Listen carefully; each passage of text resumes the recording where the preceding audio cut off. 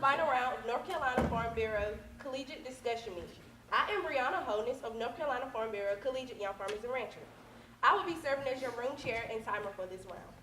At this time, I ask out of respect of all the competitors that each of you turn off your cell phones and pagers.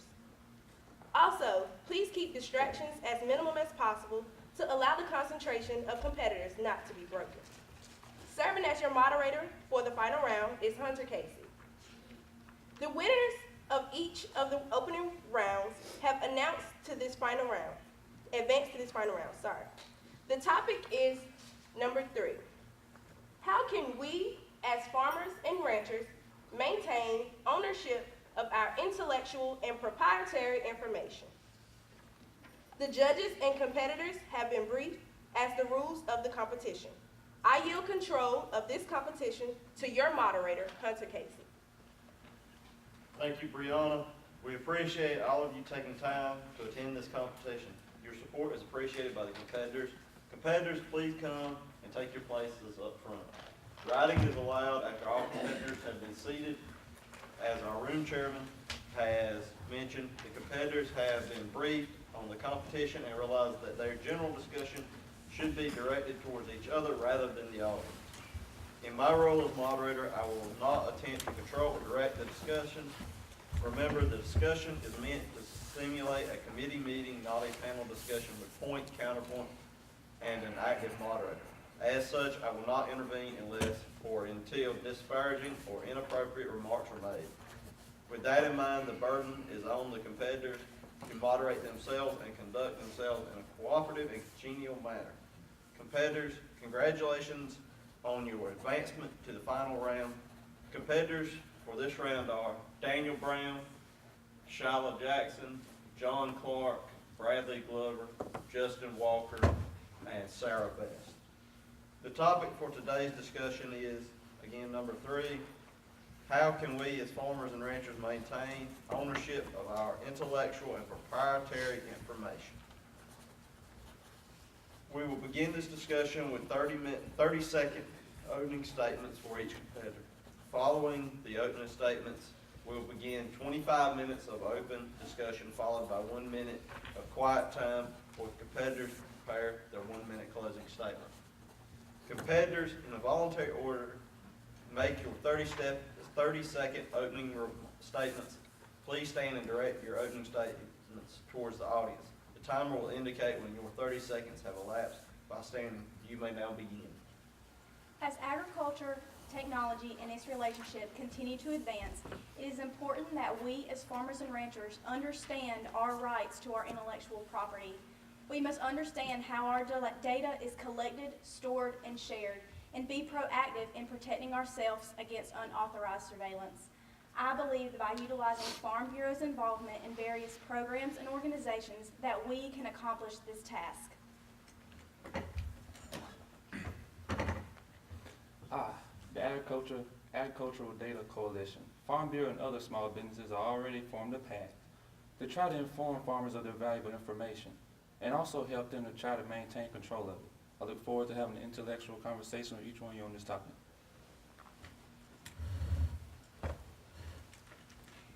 Education is the most powerful tool with which we can change the world.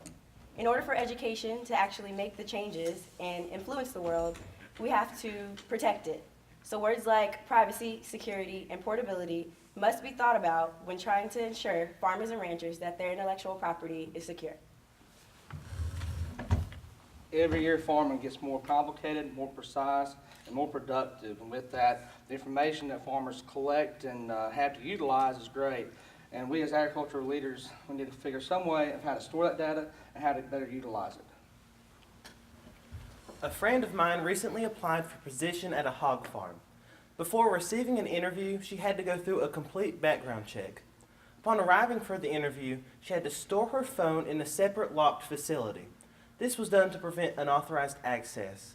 As data collection gets better and more complicated, we have to make sure we are utilizing the data to better increase production at our farms. We've all heard the statistic of by the year 2050 there will be 9 billion people in the world. In order to achieve the goal of feeding all of these people, we should focus on precision ag as a solution, whether it be through unmanned aerial vehicle systems or drones or legislation, technology, global positioning systems. We should focus on this big data and technology and work with Farm Bureau to. You have heard the opening statements. The competitors may now proceed with the discussion. Competitors, please direct your discussion to your fellow panel members. I think that following everybody's opening statement, we're pretty well aware that agriculture and technology creates so much data, and we need to ensure that we are protecting that data and understand, once it is collected, what is the next step? Where does it go? Whose data is it truly? And I think that to start this discussion, we need to talk about that, talk about ways it is collected and stored before we can come up for a solution for that part of the question as to how we can protect that. What do you guys think? Well, I just know from my farm up near Cowles County, I collect data manually, and then I try to store it the best I can. But with modern technology, a lot of tractors and equipment now take data as it goes across the field, as you're plowing. I believe just long as we are able to maintain control of it, we'll be able to govern it better. But really, we just have to understand, where does the data really go? I mean, it's almost like your cell phone. You can get on the internet and go anywhere you want to, but the real question is, it's still tracked somewhere. So how much control do we really have on our data? I Does know. anyone want to? Oh, Go ahead. sorry. I was going to say that I know for sure that government agencies and just large industry leaders are using something called data clouds. And that's where a lot of this large, quantities of information is being stored in a supposedly secure, and safe area. So why not take that big, broad idea and apply it to smaller farms and smaller individuals so that farmers like Justin are able to still store all of their information, have a clear understanding of where it's going, and feel safe and secure that this is my property, this is what I'm working on, and this is where it's gonna be for a long period of time. There's actually groups that are already doing that. Farm Bureau is involved in several different organizations. The Ag Data Coalition, which I believe someone mentioned in their opening statement, is just this. It's ways for us to find secure places to store our data. It creates kind of a repository for our data, and we have complete access to it, and we are allowed to grant that access to other people, be that our equipment dealers, our insurance agents, our crop scouts, whoever does need that information, we are able to grant that. So that gives us a control over who can see our information. And it's that same idea, that cloud. We put it there and we know it's there, but we just have to ensure that that is secure, because they are using outside sources to help control that. And that's where we can kind of get into the Ag Transparency Evaluator, which is for the contracts if you're choosing to use an outside application to store your data. We just need to be fully aware of the contractual setup and how that data is, can be given to those people who do own those applications. You're exactly right, Sarah. We are a data-driven society, and it's crazy. I think it's awesome, the inputs that we have for agriculture and the data we can collect. Working for a chemical company, I see it every day. I could be riding in my work truck and look at my iPad, and I can view the records for these farms. I can view the soil maps. I can view scouting reports. I can view chemical inputs. And it's awesome. I think there's so much data out there.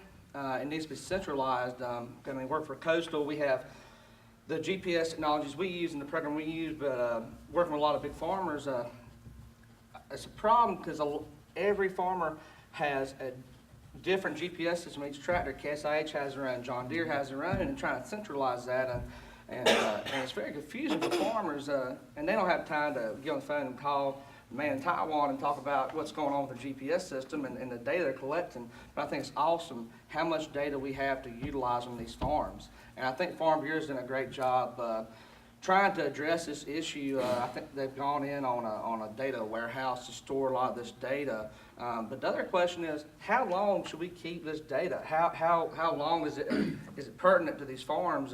I know even on my family's cattle farm, we have a program to keep our records, but how long should we keep, even genetic data on like flushing cows? how long do we keep those records on those donor cows? Even if a donor cow's passed away, how long do you keep those records? I believe we should keep the records for as long as time permits, just like with the regular records. You're right. Just something to be able to fall back on. If anything ever comes up in time, at this point in time, X amount of year, what was going on, you have a record for it. But to kind of piggyback on what you were saying before with private businesses and, being able to help with keeping our data, do you believe that the government should have an intervention in this and kind of govern it? Because like you were saying before, a farmer doesn't have time to do so many steps, and we do need to have kind of a positive way of. I think it should be private entities. I think like Coastal, me and Bradley's dad work for the same company, Coastal, and Coastal's trying to centralize that data and trying to help farmers centralize their GPSs and work on them, stand up that burden. But I think it should be private. I shouldn't be private entities. I mean, a lot of your chemical companies not just about selling chemicals these days, and not about selling seed. My boss, he said, there's more money in treating seed than there is selling seed.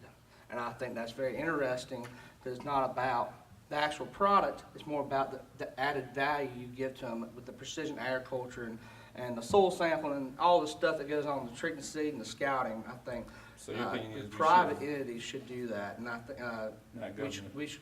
I think if a company can go out there and help the farmers use that data and better utilize that for production, I think that'd be awesome. Daniel, I would So- like to bounce off of that. In agriculture, we're so used to trying to defend ourselves and educate the public about an issue. With big data and technology, we're trying to educate ourselves and our own producers. This forward-thinking attitude, and it's so important, because if we don't decide who owns this information and what we're going to do with it, its implications toward a dangerous situation. So I'd like to interject. We're talking about the progression and the moving forward of, involving technology and data into agriculture. So how do we get the older generations that are so steadfast, on the way that they've always done things? It's so traditional based agriculture. So how do we encourage them to want to start to even use and pick up a cell phone and pick up GPS and pick up these tractors that track all the data for them? Well, I believe through Farm Bureau and using our cooperative extension to host different, meetings we can have just to educate the community. Just awareness will probably fix a whole lot of the problems with that. But then you also have to be willing to want to do it. Mhm. So I guess the real question is, what's the best method to go about it? And the utilization of the youth and the collegiate level with the young farmers and ranchers, and events like this, just getting a hold of the youth to actually we're so eager to talk about data, to talk about social media, to talk about technology. Why can't we just talk about it, but in front of those that are actually willing to listen and learn? Yeah, I agree with that, because I feel like, like state fair, everyone comes out to the state fair, and you see your grandparents, your parents, I believe that'd be just a good movement, just to have a booth say, hey, we want to help you with your farm operation, we want to help Learn you how with your to- data. yeah, exactly. Can we please speak with you for just a moment? Mhm. And you can even have incentives with it, because just like with your Farm Bureau membership, you pay $25, you get so many benefits, and you just be able to just go across the board. Did you have something? Yes, there's a statistic, 80% of people that actually produce data and collect data don't even really know that they're producing it or collecting it.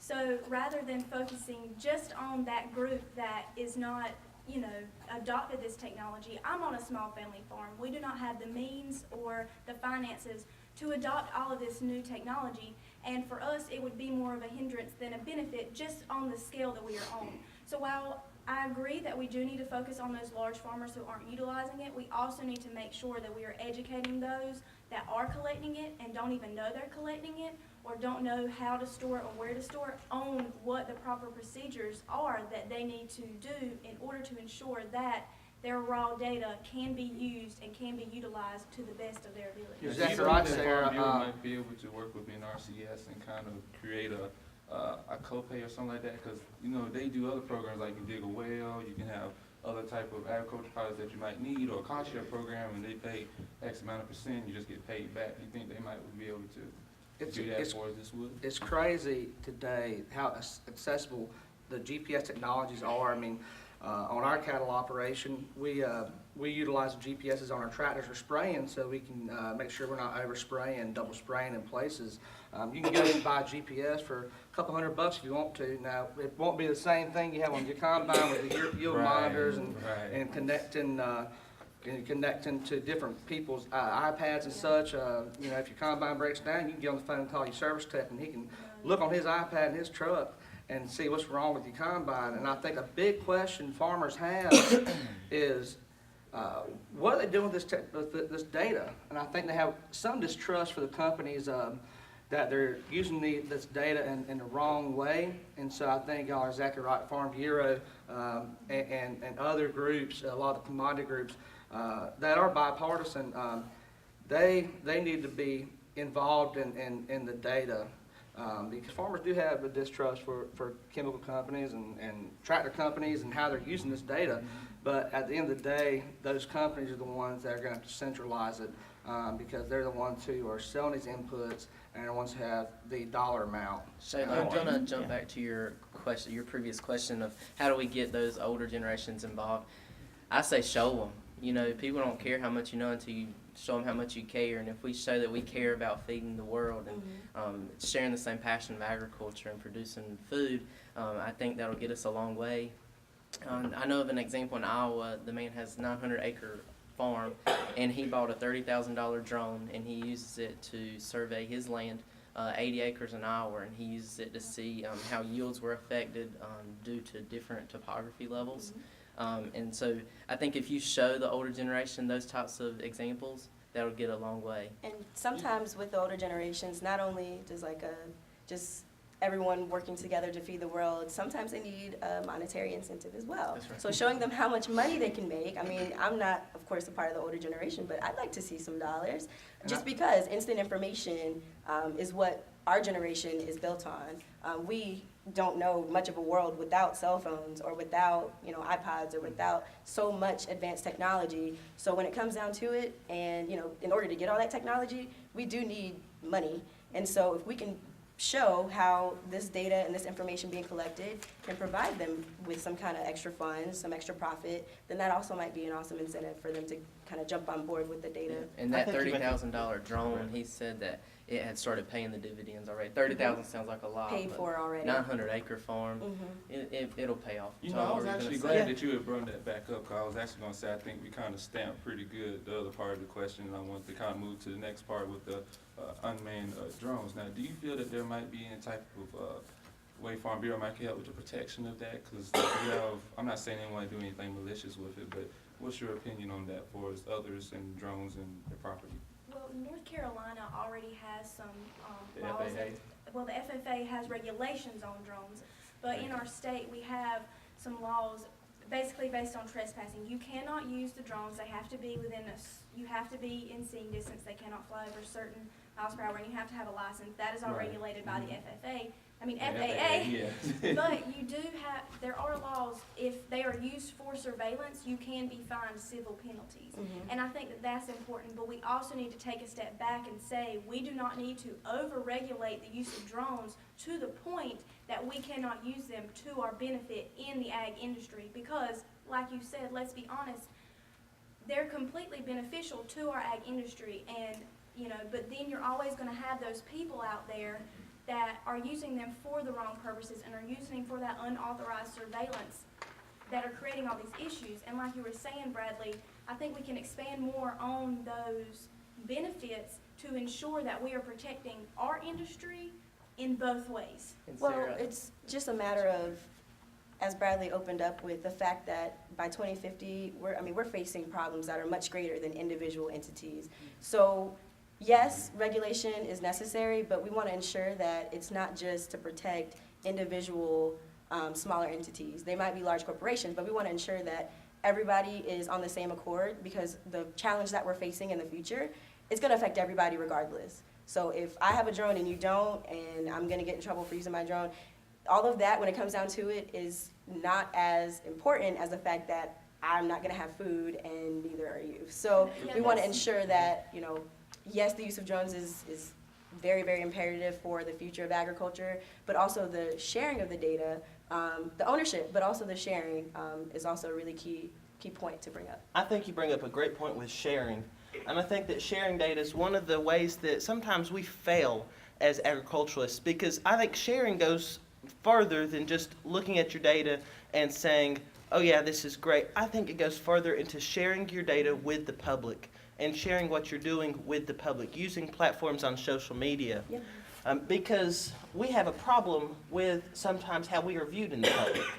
Just the other day, I was surfing the web and came across a video from PETA, and I'm sure we've all seen them, and this was about milk, and they had taken these videos that were obviously completely unauthorized and edited them into a way that just made milk production look terrible.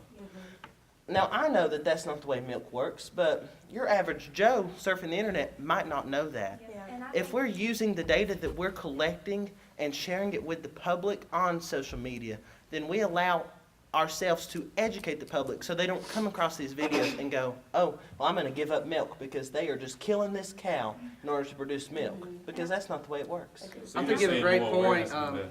and I think transparency is kind of dicey with the data, because if you're farming, you don't want your neighbor to have your data on those fields, because the competition for renting land is so hard, yes, and especially in big farming counties like Wayne, Duplin, and Sampson County, where there is limited land, everybody farms, and these are huge farms.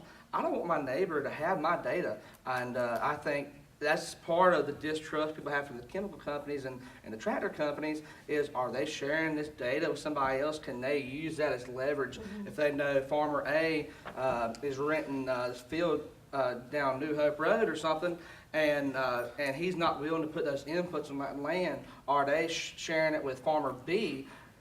So he knows he can go to that land and rent that land because he'll put the inputs on, and that salesman can make a sale. And I think Bradley's daddy made a really good statement to me last night, that he doesn't care if he sells you $1 million this year. He wants to keep you for 20 years, sell you $20 million in 20 years.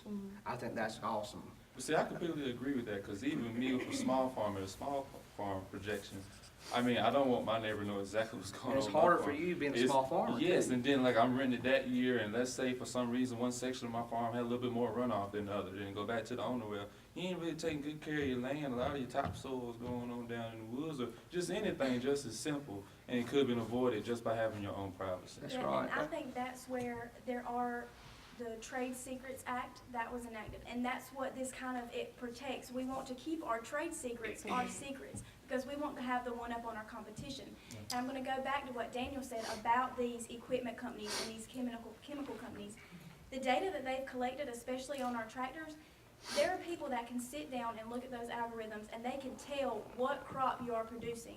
And they're in the business to make money. So whenever way they can make money, they can sell your data. If you sign a contract if you lease a piece of equipment and you sign a contract and you don't read it all the way through, which I know most of us never do. I never read my terms and conditions when I'm going to update my iPhone. But you have to look for things like that, because there's a possibility that written in that fine print, they say we're going to gain all access to your information, while we're going to use it mainly for diagnostics and warranty information and things like that they can use for the future.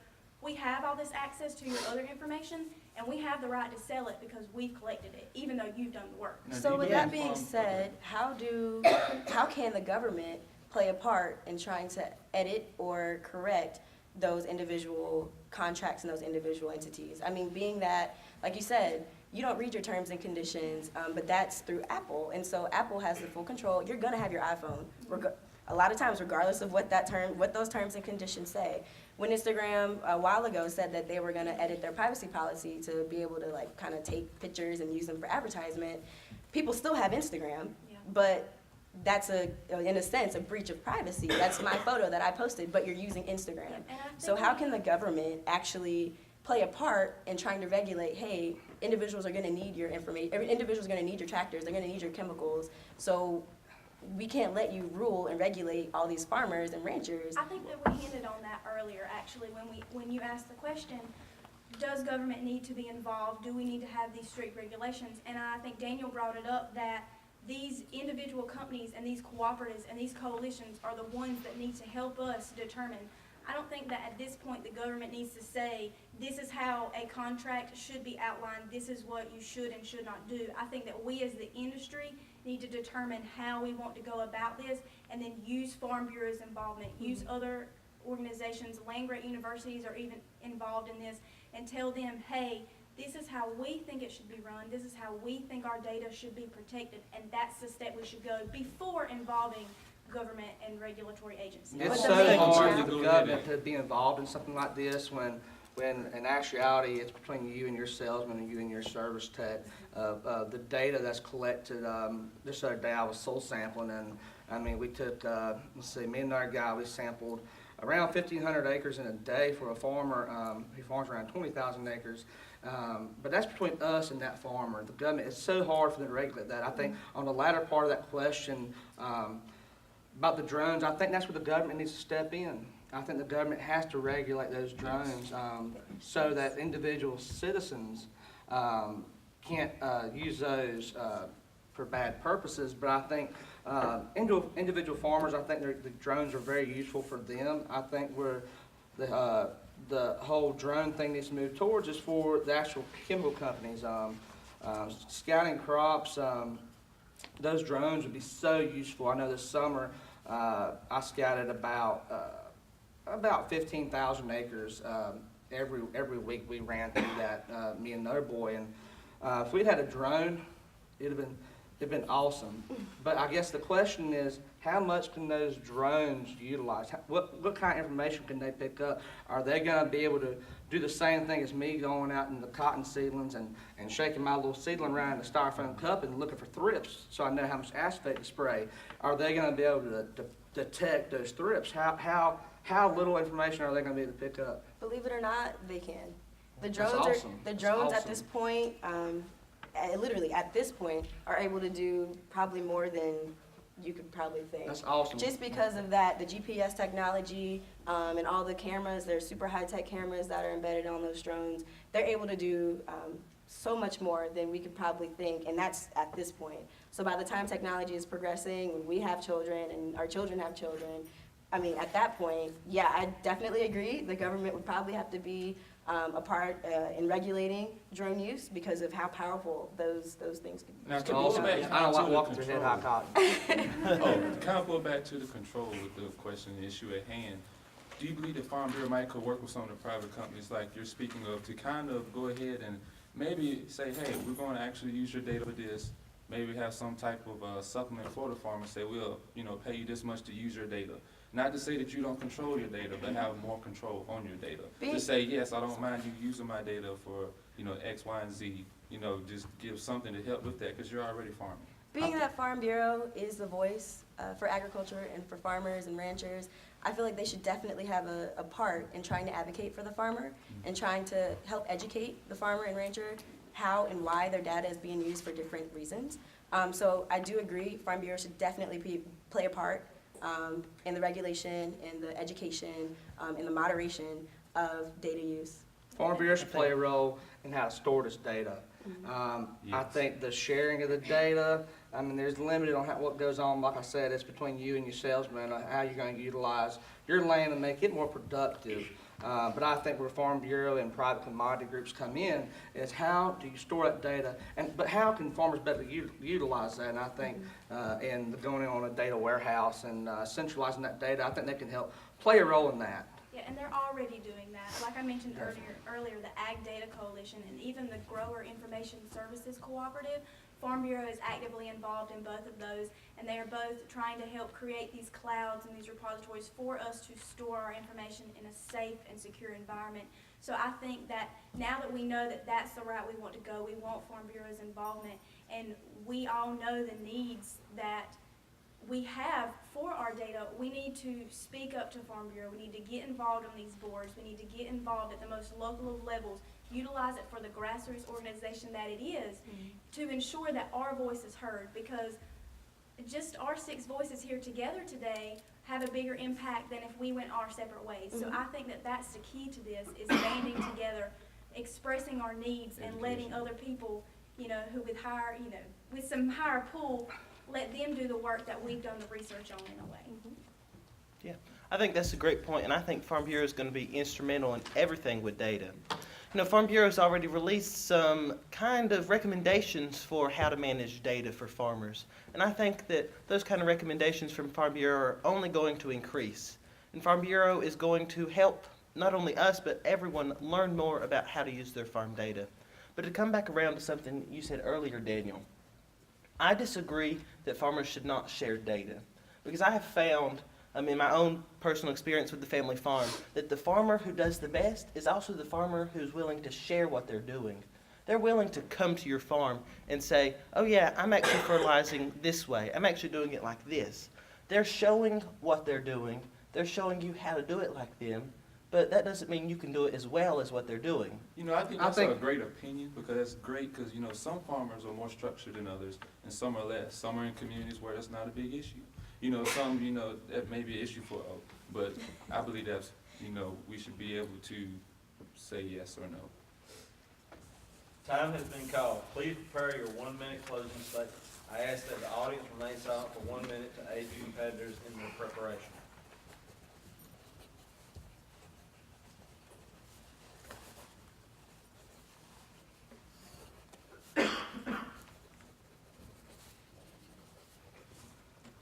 Please put down your pencils and in a voluntary order, please stand and give your 1-minute closing statements. As I said in my opening statement, Farm Bureau has a data coalition already in place to help our farmers. No one wants to be taken advantage of. No one wants their valuable data to be distorted. No one wants to feel like what they're doing does not matter. Farm Bureau is already taking action in this. And I do believe that as long as we are able to still have discussions like this, we'll be able to make a difference in our ag communities. As we have all discussed today, it is important to educate not only ourselves but others on how our data is being stored, collected, and used. We need to educate our farmers and ranchers, and we need to educate the people of Farm Bureau on the needs that we feel are most important. I firmly believe, and I think everyone here agrees, that by utilizing Farm Bureau as the grassroots organization that it is, that we can help build policy from the bottom up and better control how our data is collected, stored, and shared. And also, we mentioned today government regulations. While we do feel they are important, we need to ensure that we are the drivers of these regulations and that we are in constant control. Just the other day, I was driving down Lake Wheeler Road, which is home to all of the educational units of NC State University. I look over at the turf grass field, and they're using a drone to collect data. Not only does that make me proud as an ag major, but it makes me proud to be part of the university as well as just part of a great industry, an industry that is so pivotal in the whole global stage. This topic of intellectual property is a big one, as we've seen, but who exactly owns that property? If it's property, it's got to be owned. Whether this topic is bigger than ourselves, whether it's through GPSs or unmanned aerial vehicle systems or unauthorized videos, we need to work with organizations like Farm Bureau to spread the word and decide who owns this data and what are we going to do with it. Data is something that for a lot of farmers, it's kind of new. We, as the future agriculturists, have to make sure that we're educating all farmers in how to better collect their data, how to better store their data, and how to better use their data. Maybe that data has been accessed from people who aren't supposed to be there, people getting those unauthorized videos. Maybe that data is something that we collected, but it accidentally got shared to someone else. We have to make sure that we're using Farm Bureau to secure our data and then to interpret our data. Because, like we've mentioned here, by the year 2050, there's going to be 9 billion people that we have to feed. And without analyzing the data that we're receiving, we're never going to be able to accomplish that task.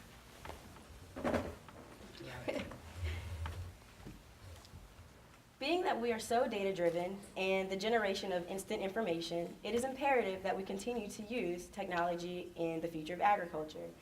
What is also imperative is that the farmers and the ranchers that are using and collecting data, that they feel secure when they hit send or when they hit select or store their data. So I feel as though we've thoroughly fleshed out the topic that in the future government influence may be necessary, but until then, we will continue to utilize the Farm Bureau, organizations like Collegiate FFA, and also Manners to definitely educate the older generations and implement the transfer of that information from the youth to the older generations. Thank you. Farming right now is the most productive and the most precise it's ever been, and the amount of data we're collecting these farms and we have to utilize is great, and I think that's awesome. These farmers can create such an awesome food source right now with this data. But I think it has to be private entities that centralize this data, and I think also commodity groups and bipartisan groups like Farm Bureau, helping farmers know where to store this data and how to use that data. But private entities are the ones that are going to have to drive the data. Let's show these competitors our appreciation for a job well done. At this time,